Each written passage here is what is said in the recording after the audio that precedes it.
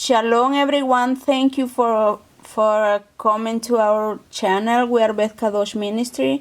We are returning to our Hebrew roots. We are returning to our identity, that is Israel.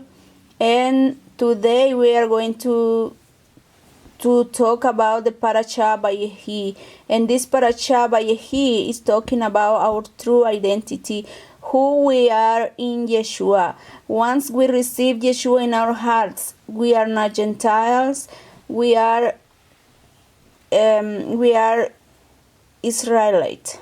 And this Parashat is going to talk about our identity in Yeshua, and also this Parashat is a messianic, prophetic.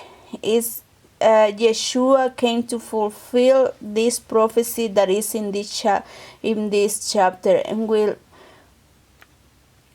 see while we study this Parashat. Jacob, the father of Joseph, adopted the two sons of Joseph, Ephraim and Manasseh. Now the two sons of Joseph are sons of Jacob. Jacob blessed the two sons of Joseph. Jacob had to bless Manasseh first because Manasseh was the firstborn. But Jacob crossed his hands and blessed Ephraim the youngest, because Jacob says that Ephraim would form multitude of nations. And if you believe in Yeshua, you're part of the blessing of Ephraim. If you believe in Yeshua, this is the time that you come to recognize that you are not a Gentile. Through the blood of Yeshua, part of the blessing of Ephraim. You are an Israelite, because Ephraim was adopted by Jacob, and Ephraim is everyone that believes in Yeshua. Ephesians chapter 2, verse 12 says, "Remember that in the past you were Gentiles without God and without hope, far away from the citizenship of Israel." Paul says that a Gentile is a person without God, without hope, and far away from the citizenship of Israel.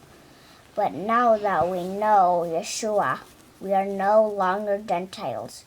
We are Ephraim, or Israelites. We are from the house of Israel.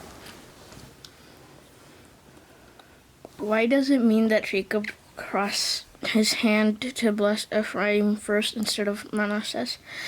In the Hebrew alphabet, the last letter of the alphabet is Tav, and in ancient Hebrew, Tav was formed by a cross. So when Jacob crossed his hands, he was forming the cross, teaching us that Yeshua would die on the letter Tav, formed by a cross.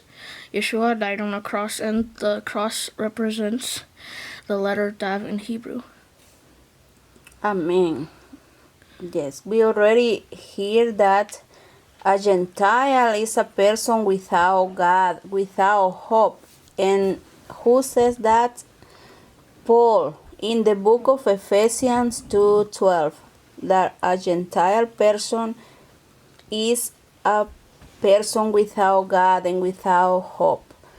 Now that you believe, if you believe in Yeshua and you are a Christian that are thinking that you are a Gentile, you're not a Gentile.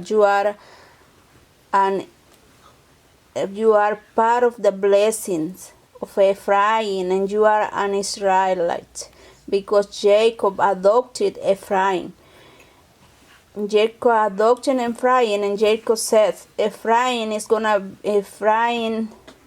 be mine as one of my other sons. Remember that Jacob had 12 sons, and now